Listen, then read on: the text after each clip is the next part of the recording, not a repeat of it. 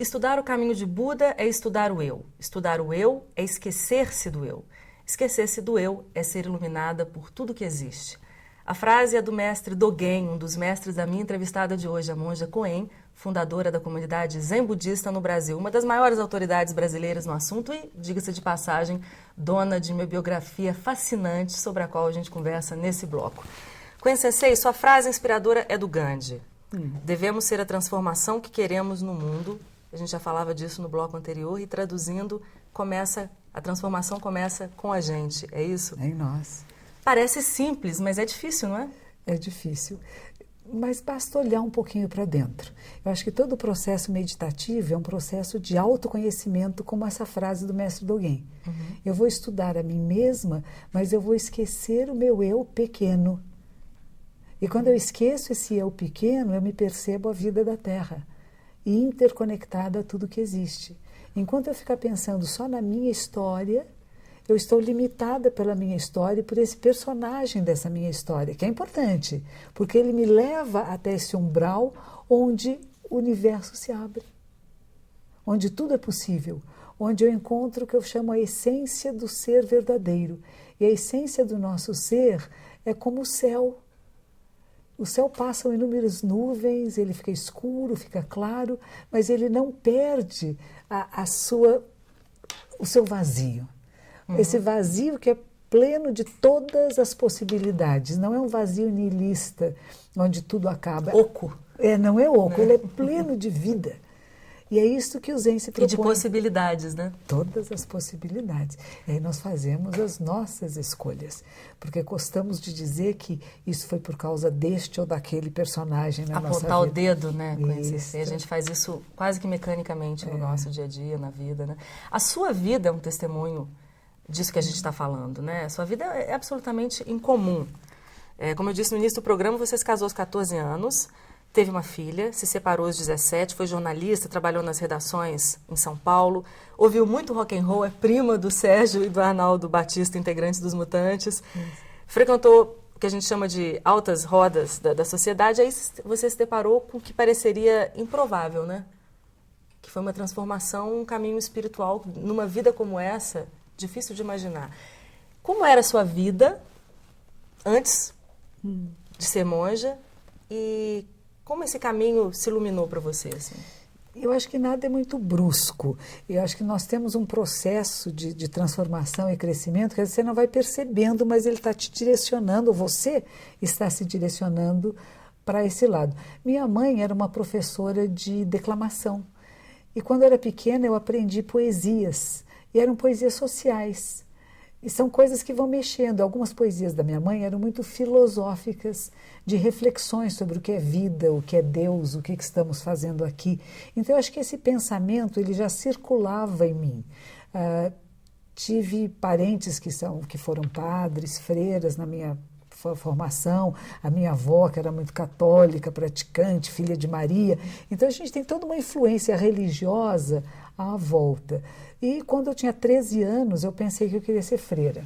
Eu achava que Nossa Senhora mexia para mim, e a minha irmã dizia, mexe para quem ficar olhando. Ilusão visual. A minha irmã mais velha, ela é médica, ela tinha uma visão sempre assim muito científica de tudo que eram as minhas divagações religiosas. E acabei não sendo. Meu pai foi meio contrário e com isso eu acabei esquecendo esse mundo da possibilidade dessa indo para o extremo oposto, e né? me casei. E fui me casar. Eu tinha 13 anos, com 14 me casei, tive uma filha com 17 anos e fui trabalhar no jornal. O jornal, como eu falei antes, tem essa maravilhosa possibilidade da gente ver tantas pessoas e tantos mundos. E o mundo da minha família, do meu locus social, foi expandido, né?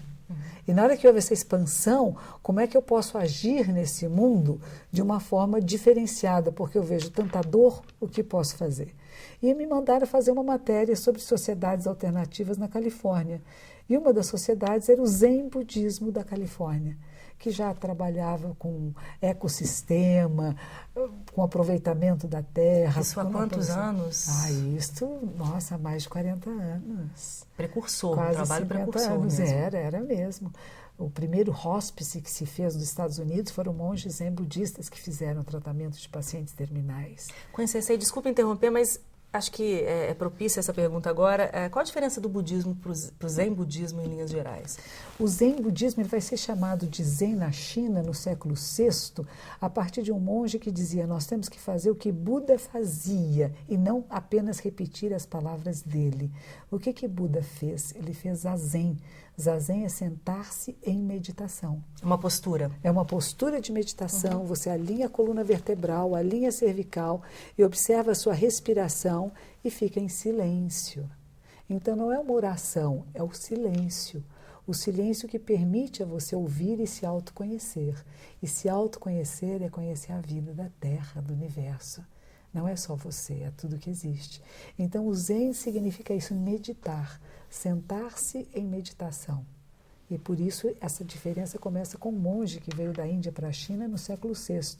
E como ele apenas meditava, ele foi chamado Brahmani, o sacerdote, voltado para a parede, o sacerdote Zen. Daí vem o Zen, a origem do Zen. Mas o Zen, na verdade, vem de Buda. Shakyamuni Buda, ele praticava Zazen. E através da prática do Zazen, sentado embaixo de uma árvore, em Bodh Gaya, que ainda existe esse local na Índia, e que ele tem a sua experiência mística. Ele fica 7 dias e 7 noites em meditação. É tentado por tudo. Tenho que fazer outras coisas, tenho que ver meu pai, meu filho, como está meu reino, ou os desejos sensuais de prazeres, mas nada disso o move. Até que na manhã do 8º dia ele tem experiência mística, ao ver a estrela da manhã, diz: eu, a grande terra e tudo que existe, juntos nos tornamos o caminho. É lindo isso, né? E essa é a experiência. O Zazen, então, é a essência do Zen. É a essência do Zen, a essência do próprio budismo, né? É o que Buda fazia. Eu te interrompi, mas você estava falando que chegou nos Estados Unidos, na Califórnia, e para fazer uma pauta, para cobrir uma pauta, e aí descobriu o Zen budismo. O Zen budismo estava na Califórnia. E ali você entrou e ficou, não saiu mais. E fiquei. E pedi ao meu mestre, em pouco tempo que eu queria me tornar monge, ele dizia assim: não pode, porque você nasceu numa família católica, você não sabe nem o que é budismo. Eu falei: eu espero. E toda semana eu ia à sala dele e pedia: posso tornar monge? Ainda não. E minha mãe no Brasil dizia: mas minha filha, você quer ser religiosa, vai ser da nossa tradição, nós somos católicos. Vai ser freira, né? E eu precisava convencer minha mãe. E para convencer a minha mãe, eu me convenci completamente. Porque Buda dizia: você só pode se tornar religiosa se seus pais consentirem, vivos ou mortos. E minha mãe era uma pedagoga, sempre gostou muito de psicologia. Quer dizer que é necessário esse consentimento? É. Acho que para tudo na nossa vida. Se os pais não consentem... Não dá certo, porque os pais estão dentro de nós. Eles não estão fora de nós. Eles são aquilo que nos deu a formação básica, inicial, pelo suspiro que davam, não só as palavras que falavam, né? Se eles não concordam conosco, nós temos uma força contrária muito poderosa para não conseguir avançar no caminho. Então eu precisava convencer minha mãe. E uma noite eu tive uma visão, um sonho, durante o processo meditativo, que Jesus e Buda não eram inimigos. Eles se sentavam lado a lado. Eles não ficavam escolhendo: esse é meu, aquele é seu, né? Não tinha isso. E na hora que no meu coração houve essa integração, que eu não estava traindo Jesus, porque é uma coisa que dentro da minha infância católica era muito falada, forte, né? Muito forte. Na hora que eu consegui ter os dois juntos dentro de mim, no dia seguinte eu telefonei, minha mãe disse assim: minha filha, eu te abençoo. Seja qual for a religião que você for, é o que eu chamo de Deus que você estará servindo, e você está abençoada. Fui na sala do meu mestre, ele abriu a agenda dele sem que eu dissesse nada, e disse assim: vamos marcar a sua ordenação, você está pronta. Voltamos então para aquele assunto do início do bloco, quando você dizia que a transformação começa sempre da gente. Não era sua mãe que não consentia, provavelmente, faltava uma aceitação interna, né? Era eu. Muito interessante. Era a mãe em mim, a minha mãe dentro de mim. Eram as minhas ideias preconceituosas a respeito de mudar de tradição como se fosse uma grande traição. Não há essa grande traição se você faz com o coração. Aquilo, no momento, eu fiquei muitos anos dizendo que eu era ateia, que eu não acreditava em nada. Quando eu saí da minha fase de querer ser freira, que eu tenho meu casamento, que eu tenho toda a minha vida de jornalista, eu começo a falar, que história é essa de Deus que estão falando? Eu não entendo, eu não sei o que é isso. Não tem significado nenhum para mim. Existe um homem barbudo no céu que aponta um dedinho, como na Capela Sistina, né? Que é toda a nossa educação muito infantil que dão sobre o catolicismo no começo. E a gente cresce, a gente fica maior que o berço. E depois disso eu não tive continuidade, né? Eu não estudei mais, não me interessei mais. Comecei a questionar a própria religiosidade dentro da minha casa, dentro das próprias irmãs no convento, que, enfim, eram seres humanos e eu queria que elas fossem santas. E nem todas eram. Então, adolescente vê muito erro, a falta no adulto e exige essa coerência. E como eu percebia que não havia uma coerência tão grande entre aquilo que ensinava e o que praticava... Aquilo te desinteressou. Eu falei, não vou mais. Uhum. Um dos seus textos, do seu blog, que rodou a internet, rodou o Brasil recentemente, foi a respeito da tragédia no Japão. A tragédia recente com o terremoto, o tsunami. E, naquele momento, o mundo inteiro se deparou não só com compaixão e solidariedade pela tragédia em si, mas houve um estranhamento profundo da reação do povo japonês em relação a essa tragédia, né? Em vez do caos, a ordem. Em vez da barbárie, a fila para pegar água, para ir usar o banheiro. E no seu texto você explicava que isso tem uma conexão profunda com a cultura espiritual do japonês. Qual a razão dessa... Qual a origem dessa resignação que para nós ocidentais é tão difícil de compreender? O budismo fala muito do caminho do Bodhisattva. O Bodhisattva é o ser iluminado que renuncia ao seu bem-estar pessoal para o bem coletivo. Como fazer com que o maior número de seres fiquem bem. O Japão é um país onde este coletivo é mais importante que o individual. Isto é muito importante. E nós estamos entrando agora neste mundo globalizado, nós estamos entrando neste mundo que percebemos que somos habitantes da Terra e que temos que nos cuidar mutuamente. Nós pensávamos separado. Japão, muita gente é criado junto. Eu crio o que chama gaman, que é segura, aguenta, você suporta. Você é capaz de superar essa dificuldade. E depois é a cancha no cocorô, que a gente fala, é o coração de gratidão. Eu agradeço. O senhor, ele podia ir no supermercado comprar 3 coisas.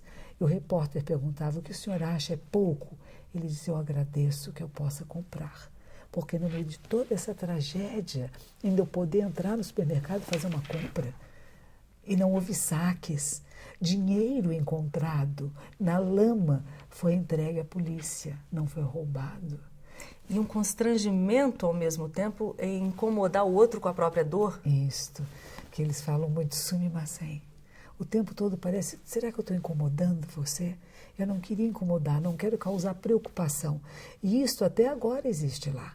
Das pessoas falarem assim... Você acabou de voltar de lá, né? Pois é, as pessoas, desculpe se nós causamos preocupação ao mundo com o nosso problema.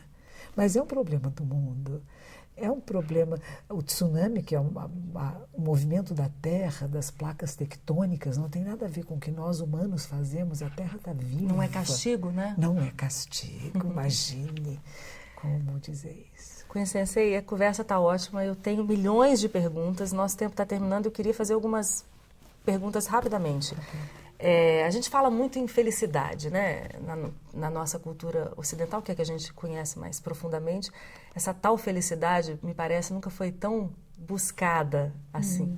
E como a gente falou no início do programa, sempre fora da gente, em algum lugar, alguma coisa que se precisa adquirir para consegui-la.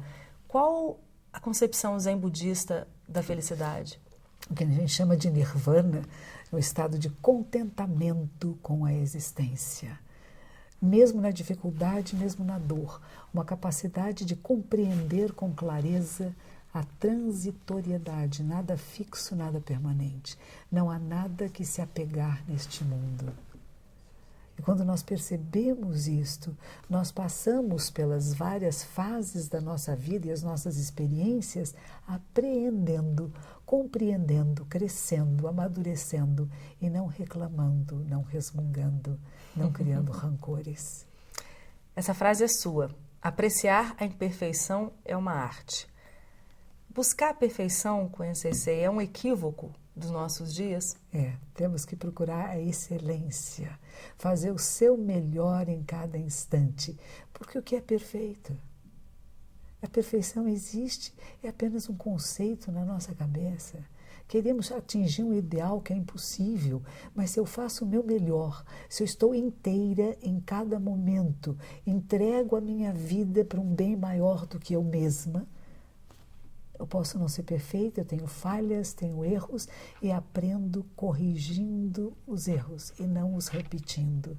Ou seja, conhecer as nossas limitações para nos superarmos. Para transcendê-las. Não para aceitá-las passivamente, sem entender a possibilidade de transformação. Exato. Somos transformação. Estamos em transformação. Em que direção queremos ir? Isso é importante.